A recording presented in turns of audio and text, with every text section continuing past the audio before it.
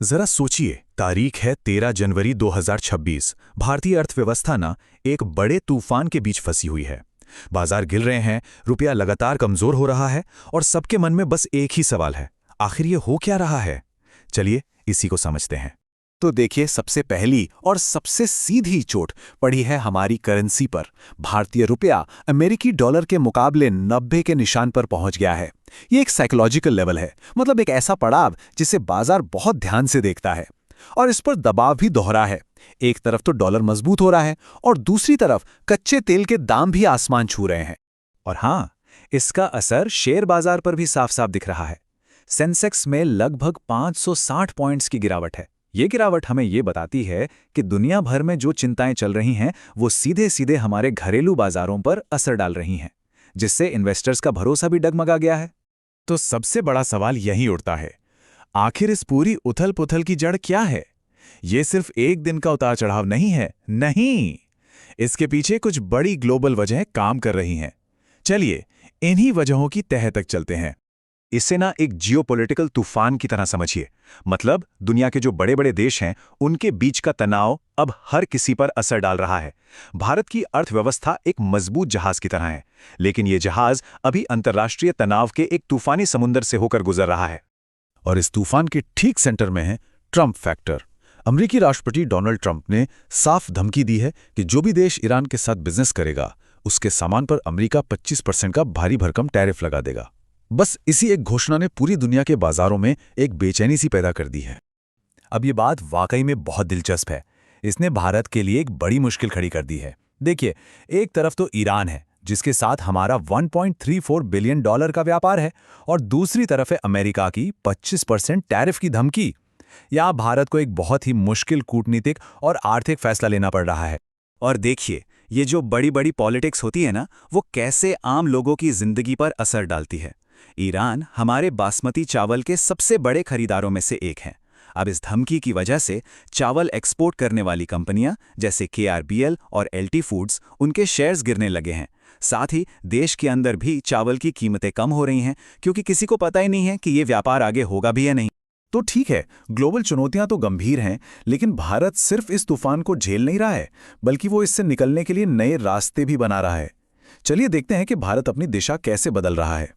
यहाँ एक बड़ी दिलचस्प तुलना देखने को मिलती है। एक तरफ अमेरिका है जिसके साथ हमारा ट्रेड डील लटका पड़ा है और बार बार टैरिफ की धमकियां मिल रही हैं। तो वहीं दूसरी तरफ भारत यूरोपीय संघ और कनाडा जैसे नए पार्टनर्स के साथ तेजी से रिश्ते मजबूत कर रहा है। ये एक सोची समझी स्ट्रैटेजी है ताकि हमारी निर्भरता किसी एक देश पर कम हो सके। और इस नई स्ट्रैटेजी को इस एक बयान से कितनी ताकत मिलती है, सोचिए। जर्मनी के चांसलर का यह कहना कि भारत पसंद का भागीदार है, ये साफ दिखाता है कि यूरोप भारत को एक भरोसेमंद और बहुत अहम सहयोगी की तरह देख रहा है। ये एक बड़ा रणनीतिक बदलाव है।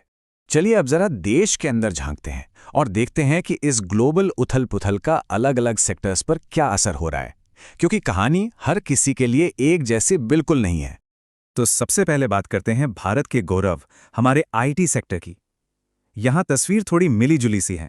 मतलब हालात ना तो पूरी तरह से अच्छे हैं और ना ही पूरी तरह से बुरे हैं, कुछ मिक्स सिग्नल मिल रहे हैं। तो देखिए, तस्वीर कुछ ऐसी है। एक तरफ TCS का नेट प्रॉफिट, मतलब सारे खर्चे निकालकर जो पैसा बचता है, उसमें करीब 11.7% की गिरावट आई है। वहीं दूसरी ओर HCL टेक का रेवेन्यू यानी कुल बिक्री तो 6% बढ़ी है, लेकिन उनका भी मुनाफा थोड़ा कम हुआ है। यह साफ दिखाता है कि ग्लोबल इकोनॉमी में जो सुस्ती है उसका असर हमारे IT सेक्टर पर भी पड़ रहा है। लेकिन अब बात करते हैं एक ऐसे सेक्टर की जिसे इस ग्लोबल उठापटक से सीधा सीधा फायदा हो रहा है, और वो सेक्टर है एनर्जी यानी ऊर्जा क्षेत्र। और ये स्लाइड पूरी कहानी बता देती है। देखिए, ईरान एक बड़ा तेल उत्पादक देश है, तो जैसे ही अमेरिका के साथ उसका तनाव बढ़ा, बाजार में डर फैल गया कि कहीं तेल की सप्लाई कम ना हो जाए। इसी डर से कच्चे तेल के दाम बढ़ गए और इसका सीधा फायदा मिला ऑयल इंडिया जैसी भारतीय कंपनियों को, जिनके शेयर 4% से ज्यादा उछल गए। और सिर्फ एनर्जी ही नहीं, इंफ्रास्ट्रक्चर और ग्रीन एनर्जी में भी जबरदस्त तेजी देखने को मिल रही है।